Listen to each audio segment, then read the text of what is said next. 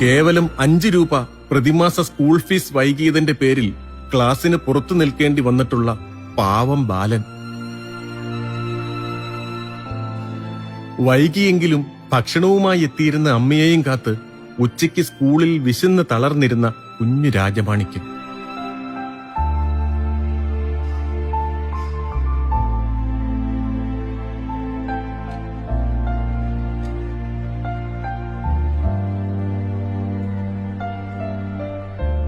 സോനയാക്കോവിലിലെ പച്ചക്കറി ചന്തയിൽ നിന്നും കച്ചവടക്കാർ ഉപേക്ഷിക്കുന്ന കേടുള്ള പച്ചക്കറികളിൽ നിന്നും അത്ര കേടില്ലാത്തവ തെരഞ്ഞെടുത്ത് വില കുറച്ചു വാങ്ങി ഭക്ഷണമുണ്ടാക്കി പോന്ന അമ്മ പഞ്ചവർണം.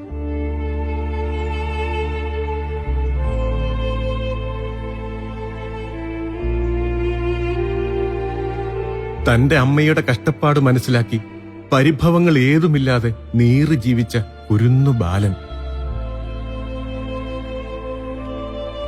6ാം ക്ലാസ് മുതൽ സ്കൂളിൽ സൗജന്യമായി സത്തിനവ് അഥവാ ഉച്ചഭക്ഷണം ലഭിച്ചിരുന്നുവെങ്കിലും ആ ചോറിന് വല്ലാത്ത ദുർഗന്ധമായിരുന്നു. പുഴുങ്ങിയ മുട്ട കിട്ടിയിരുന്ന ദിവസം മാത്രമായിരുന്നു ഏക ആശ്വാസം. വാടിയ ഇലയിൽ പൊതിഞ്ഞു കിട്ടുന്ന മട്ട ഊരുക എന്ന അച്ചാറ് വാങ്ങി ആർത്തിയോടെ ചോറ് കഴിച്ച് വിശപ്പടക്കി പോന്ന ആ കൗമാരത്തിൽ നിന്നുമാണ് ചുട്ടുപൊള്ളുന്ന കുഞ്ഞു സ്വപ്നങ്ങളുടെ അണ്ടങ്ങൾ വിരിഞ്ഞു തുടങ്ങുന്നത്. മധുരൈ സൗരാഷ്ട്ര സ്കൂളിൽ 6 മുതൽ 10 വരെ ക്ലാസ്സിൽ പഠിക്കുന്ന കാലയളവിൽ NCCയും പ്രസംഗ മത്സരങ്ങളും സാക്ഷരതാ മിഷൻ പ്രവർത്തനങ്ങളുമൊക്കെയായി രാജമാണിക്യം മുന്നേറി.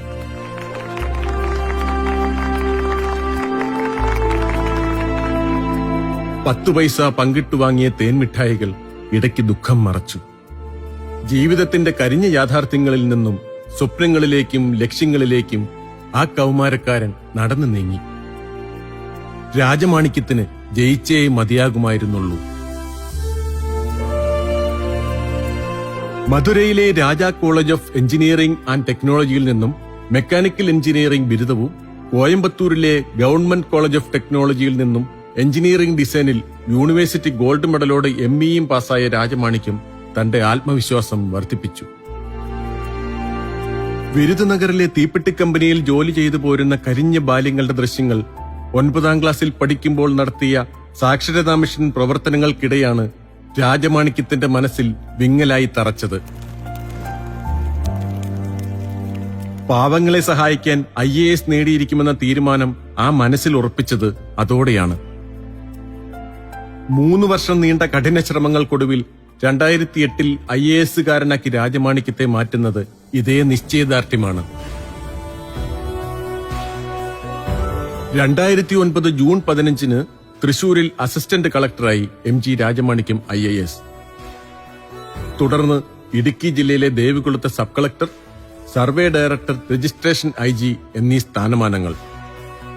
2013 കണ്ണൂർ ജില്ലാ കളക്ടറും 2014 ഫെബ്രുവരി 14 മുതൽ 3 വർഷത്തോളം എറണാകുളം ജില്ലാ കളക്ടറുമായിരുന്ന രാജമാണിക്യം KFC, KSRTC MD മുതൽ നിരവധി തസ്തികകൾ കടന്ന് ഇപ്പോൾ കേരള റവന്യൂ ദേവസ്വം സെക്രട്ടറിയായി ഔദ്യോഗിക പദവിയിലുണ്ട്.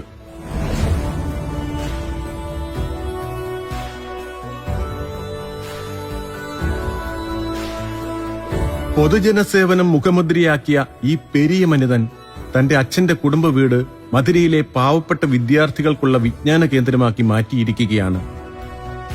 സമ്മർ ക്യാമ്പുകളും പഠന സാഹചര്യങ്ങളും ഒരുക്കി അവരെ പിന്തുണയ്ക്കുമ്പോൾ തന്റെ ബാല്യത്തിലെ ദുരിതങ്ങൾ ആർക്കും വന്നുകൂടെന്ന് മനസ്സിൽ ഉറപ്പിച്ചിരിക്കുന്നു ഈ കേരള കേഡർ IAS-കാരൻ. വ്യത്യസ്തനായ ഈ IAS ഓഫീസർ നമ്മുടെ രാജ്യത്തിന്റെയും കേരളത്തിന്റെയും മഹാഭാഗ്യമാണ്.